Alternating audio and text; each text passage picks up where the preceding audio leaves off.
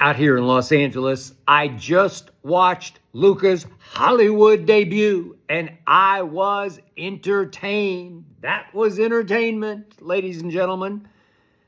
Luka and LeBron were on their best behavior, going out of their way to prove to everyone out here in Hollywood and across the nation and around the world they can play together, albeit against the sorry Utah Jazz, almost the worst team in the West. They have the nearly worst record, but they've won 12 and lost 40. They have the third worst record, barely, in all of basketball. So I'm reading next to nothing into that.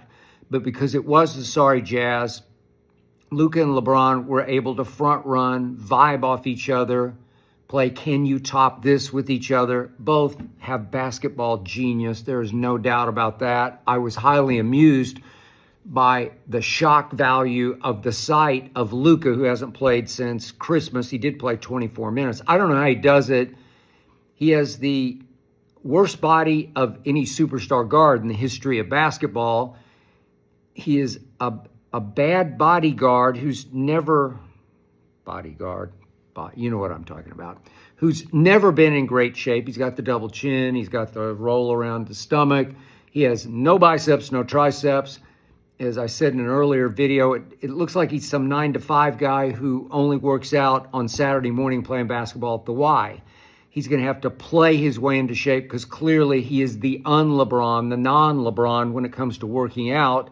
And the irony is the shock value, just the optics of seeing LeBron in the greatest shape of any 40-year-old or maybe 30-year-old or 20-year-old who ever played basketball, teaming up with bad body Luka it was pretty funny to me. But Luka's got basketball genius. I don't know how he does it. He uses his girth in the lane to bang people off him. And he did what he does. He scored his 14. LeBron scored 24.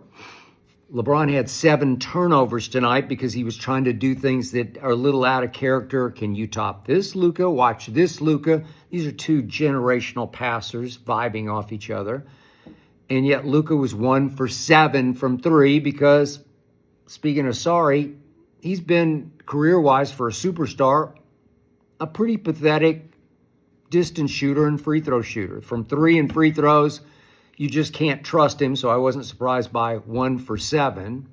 But I enjoyed watching them play. I think they were on their best behavior because they're trying to early on establish some rapport that I don't think will last once they start playing better teams, more demanding teams, closer games in the fourth quarter. Somebody has to have the basketball in his hands, and it's going to be Luka's hands.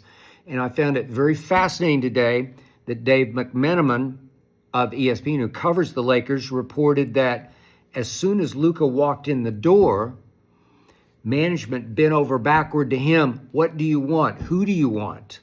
And he said Mark Williams. According to ESPN, Luka wanted Mark Williams from Charlotte as his lob partner. And at age 23, Luka is 25, almost 26, but he wanted Mark Williams to be his future, distant future, long-term future lob partner, and that the Lakers bent over backward for Luka in ways they haven't for LeBron over the last 2 or 3 trade deadlines because they threw in that 2031 first-round pick that they wouldn't give up to make a trade to get LeBron more help. So I was fascinated that Luka's already running the show, running the franchise overall.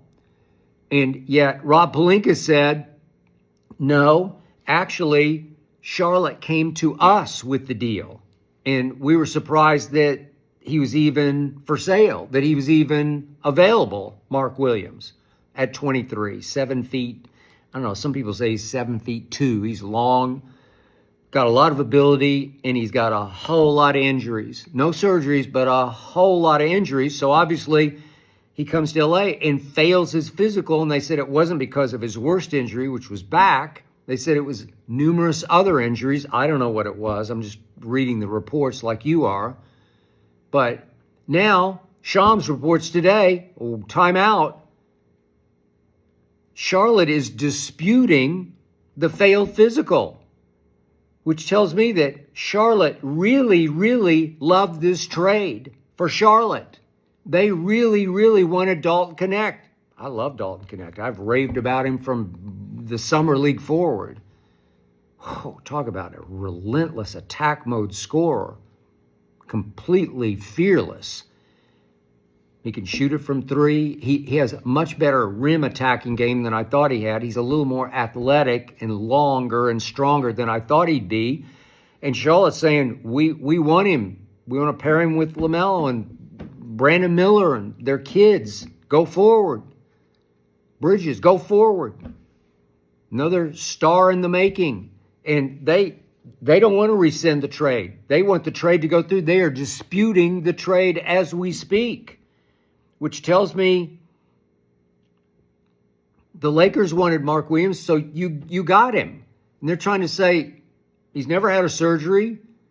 Well, why was he failed in his physical? Did they get cold feet? That's what Charlotte's saying, is the Lakers got cold feet because they really didn't want to give up Dalton Knecht.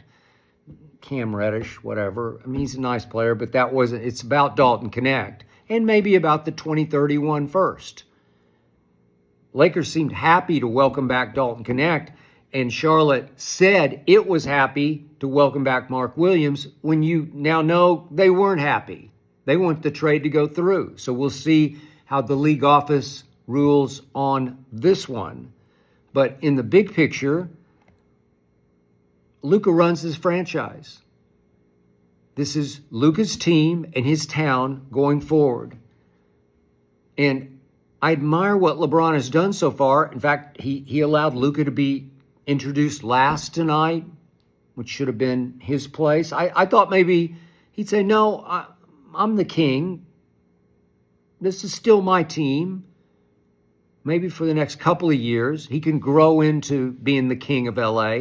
But LeBron, he backed off, took the back seat in intros and let Luka come out last.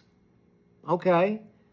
And LeBron played very unselfishly for the most part, took his turns, took his opportunities when they presented themselves, but he didn't play selfish basketball.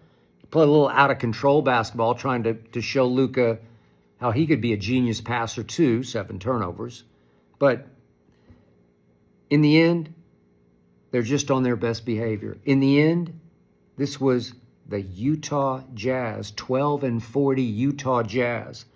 This was made to order for one great Hollywood night. And when Luka hit his first 3, and then went 1 of 7, the place went berserk like he had hit the walk-off game winner of Game 7 of the finals.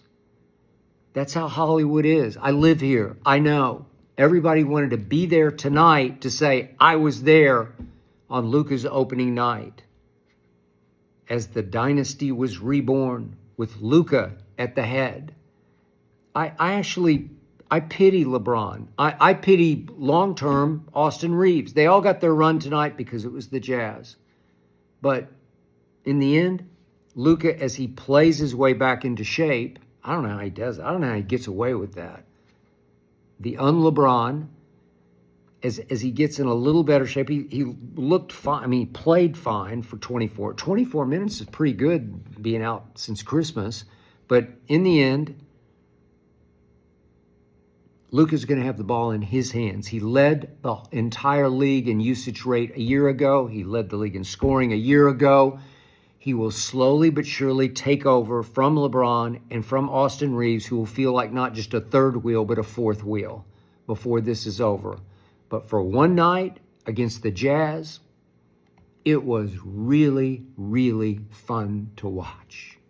Welcome to Hollywood, 77.